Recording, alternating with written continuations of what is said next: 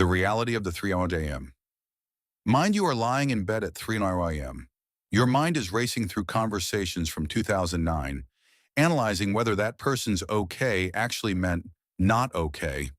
Does that sound familiar? Here is what nobody ever told you. You are not an overthinker. You are just someone who was never taught how to think. This is not a character flaw, it is a skills gap. Schools taught you what to think, facts, dates, and formulas, but nobody taught you how to think. Nobody showed you the operating system of your own mind. It is like being given a supercomputer with no manual, and then being blamed when you cannot turn off the notifications. We label ourselves as overthinkers, like it is some permanent condition, like having brown eyes or being left-handed. But overthinking is not who you are. It is just your mind doing its best with the tools it was never given. And here's the thing, you can learn these tools right now. You are not broken, you are just untrained. Think about it. We spent 12 years in school and not one class was on managing thoughts. We can solve for X, but we cannot solve for why we replay conversations 17 times. It is kind of funny when you think about it. We teach calculus, but not how to calm the mind. Chapter 1, the metacognitive gap. Metacognition is the act of thinking about thinking. This is the skill nobody taught you, and it is the missing piece you have been searching for. You are constantly running programs, about 35,000 automatic thoughts per day. But you have never learned to observe these programs, to step back and watch them run. Imagine your thoughts are like cars on a highway. Right now, you are standing in the middle of traffic getting hit by every single vehicle. Metacognition teaches you to build an overpass to observe the traffic without being in it. You are not stopping the cars, you are changing your position. Here is the practical tool, the notice, name technique. Notice when you are spiraling, name what is happening. Say, I am catastrophizing, or I am in a replay loop. Then navigate and choose your response. This is not positive thinking nonsense. This is cognitive architecture. Your mind has been running on autopilot, and you are finally learning to look at the controls. It is like realizing you have been driving with the parking brake on for years. No wonder everything felt harder than it should. Once you see it, you cannot unsee it. Chapter 2. Default Mode Mechanics. Your brain has two main modes, focused attention and what scientists call the default mode network. This is your mental screensaver. When you are not actively focused, this network activates. And guess what it loves to do? Time travel. It goes to past regrets and future worries. Anywhere but here. The default mode network is not bad. It is where creativity happens and where insights emerge. But without understanding it, you become its passenger instead of its pilot.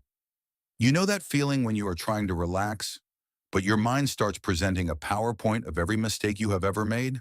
That is your default mode network without boundaries. Here is what is wild. Meditation is not about emptying your mind. It is about recognizing when you are in default mode and choosing to shift.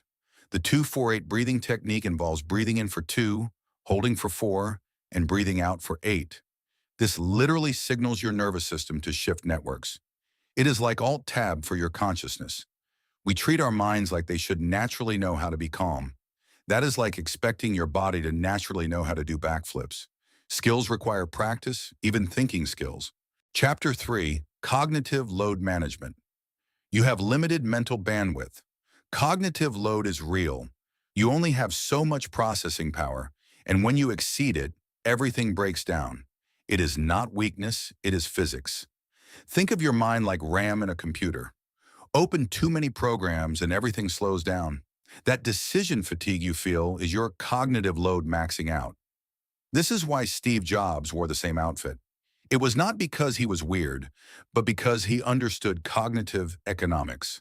The solution is not trying to increase your RAM, it is managing your programs better. Chunk similar decisions together. Create routines that run automatically. Build what psychologists call implementation intentions, which are pre-decided responses to situations. If it is Sunday night, then I prep for Monday. If someone asks me to decide right now, then I say, let me check and get back to you. You know what is funny? We shame ourselves for mental exhaustion while simultaneously running 17 mental programs, doom scrolling, and trying to remember if we lock the door. That is like shaming yourself for sweating while running a marathon. Socrates Chapter 4. Thought Relationship Reset. Here is the truth nobody wants to admit. You cannot stop your thoughts. Trying to stop thinking is like trying to stop waves in the ocean. The harder you try, the more you fail. But you can change your relationship with thoughts. Thoughts are just weather in your mind. Sometimes it is sunny, and sometimes there are storms. You do not control the weather, but you decide whether to go outside, bring an umbrella, or stay in. Your thoughts are tourists visiting. You do not have to offer them permanent residence.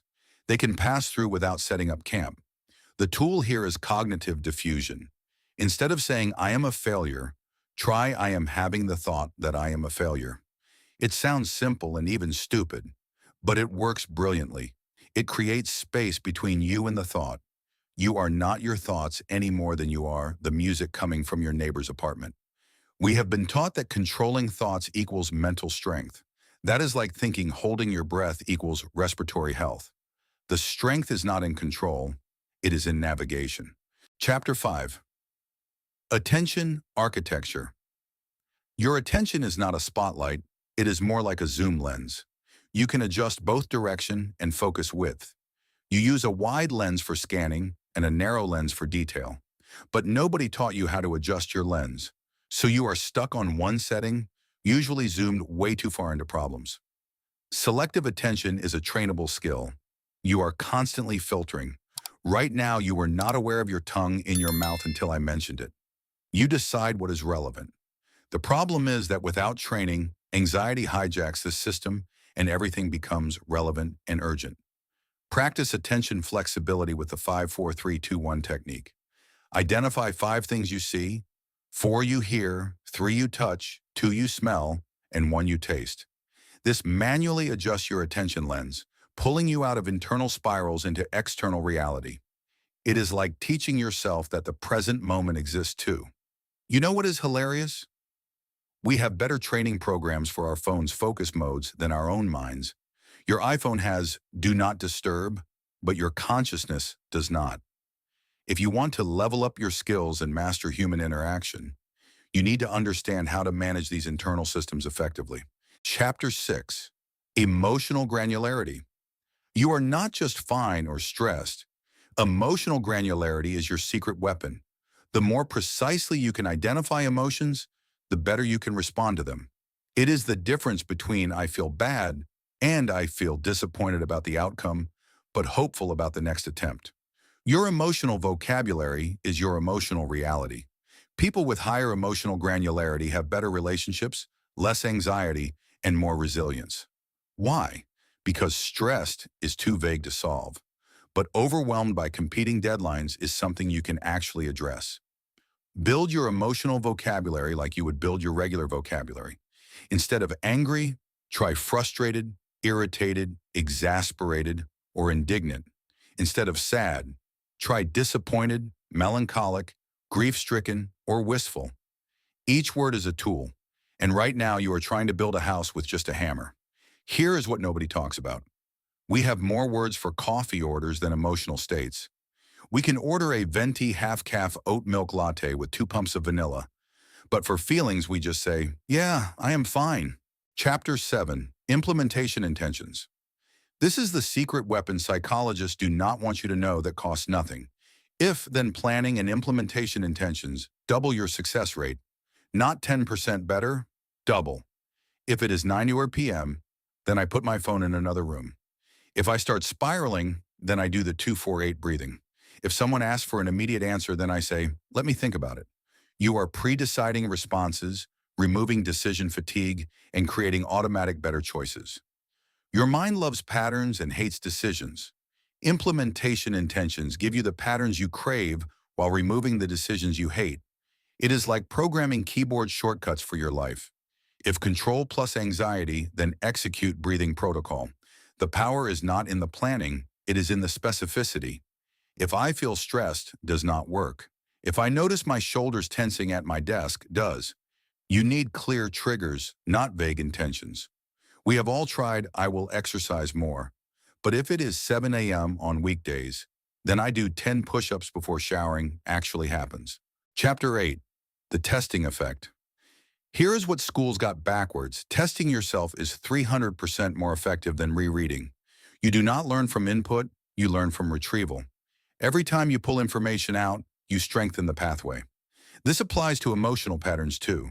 Do not just read about metacognition. Test yourself. What am I thinking right now? What network is active? What's my cognitive load? The retrieval is the learning. The struggle to remember is the growth. Create micro-tests throughout your day. Set random alarms. Ask yourself, what tool could I use right now? This is not homework. It is neural pathway construction. You are literally building the roads that thoughts will travel on. Without testing, you are just painting roads on the map without actually building them. It is funny how we test everything else, Wi-Fi speed, phone battery, coffee temperature, but never test our thinking tools. We quality check Amazon purchases more than our mental patterns. Chapter 9, Integration Symphony. Now here is where everything multiplies. These tools do not just add, they multiply. Metacognition plus emotional granularity plus implementation intentions does not equal 3 tools. It equals exponential change. Watch this. You notice you are spiraling metacognition. You identify anticipatory anxiety about tomorrow's presentation, emotional granularity. You execute your if presentation anxiety, then 2 to 4-8 breathing plus 1 preparation action. Implementation intention. You just use 3 tools in 15 seconds. This is not about perfection, it is about practice. Each tool makes the other stronger. Attention training improves metacognition. Better metacognition reveals emotional patterns. Understanding emotions improves attention allocation. It is a virtuous cycle, compound interest for your mind. You know what is beautiful? These tools work while you sleep. Your consciousness consolidates these patterns and makes them automatic. You are literally rewiring yourself. The overthinking that felt permanent is just old wiring, and wiring can be changed. Chapter 10, The Path Forward. You now have what school never gave you, the manual for your mind. You are not an overthinker. You are an undertrained thinker who just leveled up. Start with one tool, just one. Master the notice, name, navigate technique.